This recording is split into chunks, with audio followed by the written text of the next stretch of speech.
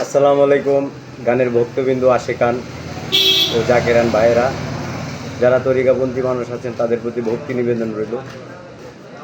অন্য অন্য জাতির কাছে প্রাণডালা ভালোবাসা এবং অভিনন্দন। হিন্দু কর্তা যারা আছেন আদাব ও নমস্কার। আজকে আসলাম কিছু কষ্ট নিয়ে, না আসলে পারতেছি না, মনটাও মানতেছে না। আসলে আমার পরিচয়টা হচ্ছে আমি একজন বাউল শিল্পী, খুব নগণ্য মানুষ। লাইভে আসলাম এই কারণে, আমাদের নেত্রকোনায় অনেক ভালো ভালো শিল্পীবৃন্দরা আছে, তাদের বিষয়ে দু চারটা কথা বলার জন্য। তারা দেশ বিদেশ ঘুরতেছে, অলির দরবারে যাচ্ছে, বাইনা নিয়ে গান করতেছে, খুব সুখে জীবনযাপন করতেছে সন্তান পরিবারগণ নিয়ে। তো এই যে অলিদের দরবার ভাঙা হইতেছে দেশে এবং দেশ বিদেশে ভাঙা হইতেছে আমাদের দেশে, ওইটার জন্য আমরা একটা মানববন্ধন করতে পারতেছি না, আমরা কোথাও কেউর কাছে বিচার নিয়ে যাইতে পারতেছি না। আমি শুনছি ঢাকা থেকে একটা শাখা আসছে আমাদের নেত্রকোনায়, বাউল সমিতি, বাংলাদেশ বাউল সমিতি জেলা শাখা।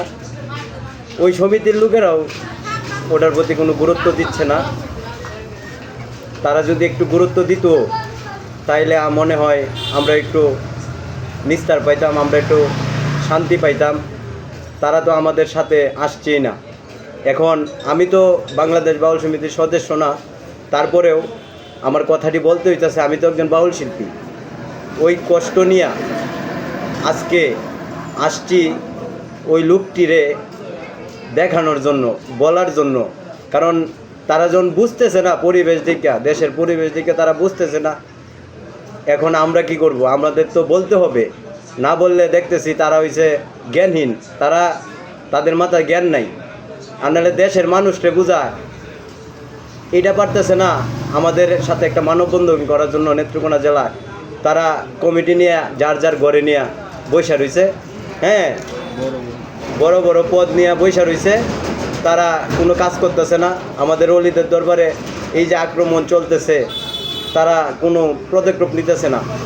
মহারাজ আবুল সরকার সাহেবের কাছেও আমার একটি নিবেদন, যাতে নেত্রকোনা শিল্পীরা একটা মানববন্ধন করে, এই আশা রাখছি মহারাজের সাহেবের কাছে।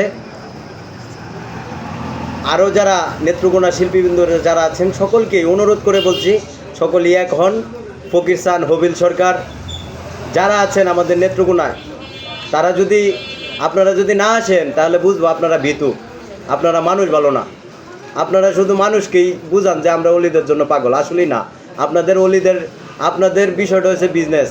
আপনারা অলিদের দরবারে যাবেন, বাইনা করে নিব, আপনারা টাকা কামাবেন, এটা হচ্ছে আপনাদের বিজনেস। হবিল সরকার, ফকির চান, আপনারা বড় শিল্পী হইতে পারেন, কিন্তু আপনাদের ভিতরে কোনো মনুষ্যত্ব নাই। আপনারা মানুষ নামের একটা পশু, আপনারা জানোয়ার। আপনারা যদি মানুষ হইতেন তাহলে আজকে এই নেত্রকোনার মাটিতে একটা মানববন্ধন হইতো বাউল শিল্পীদের। আপনারা আসলেই মানে কি বলবো, কি নিয়ে দেন, কি গর্ব করতেছেন আমি বুঝতেছি না। ধন্যবাদ, এ পর্যন্তই। আচ্ছা।